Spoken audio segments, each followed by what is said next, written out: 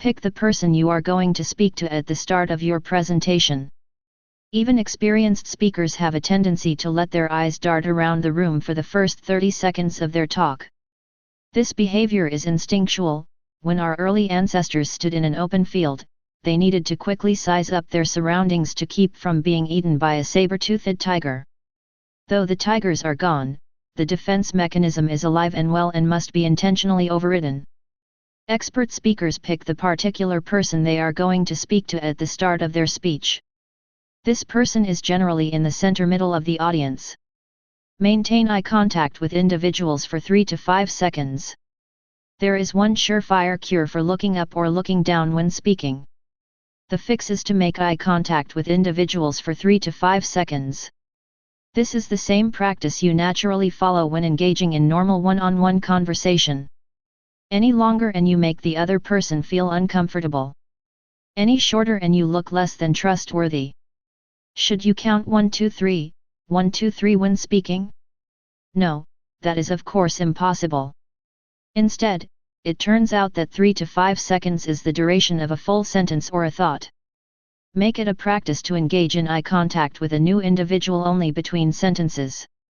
Square your body with the person you are making eye contact with.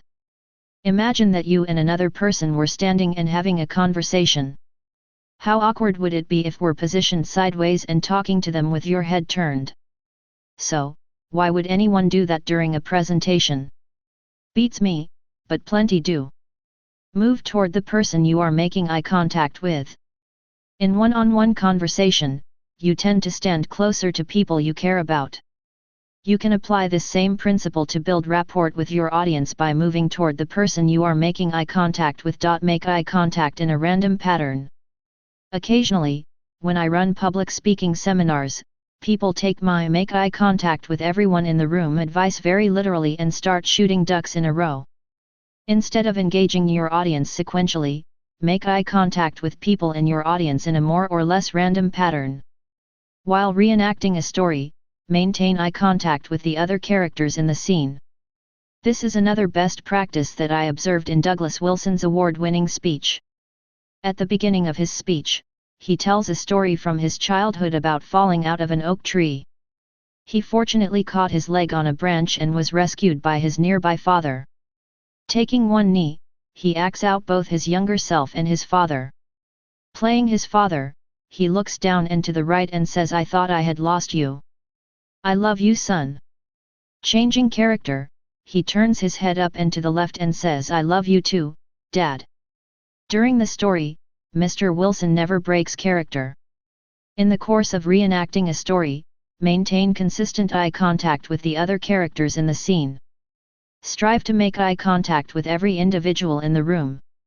Spread the love by trying to talk to every individual in your audience. With very large audiences, you should focus on the person in the middle of the section you want to engage. By focusing on that person, everyone in a reasonable radius will actually feel that you talking to them. Don't believe me? Remember when you thought a teacher called on you in class only to discover she was calling on the person next to you? Make eye contact, not eyes contact. When making eye contact, you should strive to look a person in a single pupil.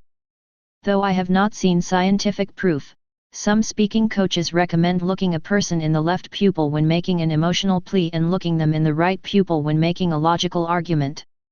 The rationale is that the right side of the brain controls emotions but processes images from the left eye, and vice versa.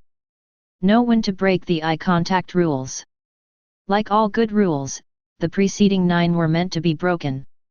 We already learned that maintaining eye contact with your audience is actually destructive when inhabiting the characters within a story. Similarly, it is acceptable and desirable to close your eyes when reminiscing. You might choose to look up with calling upon a higher power.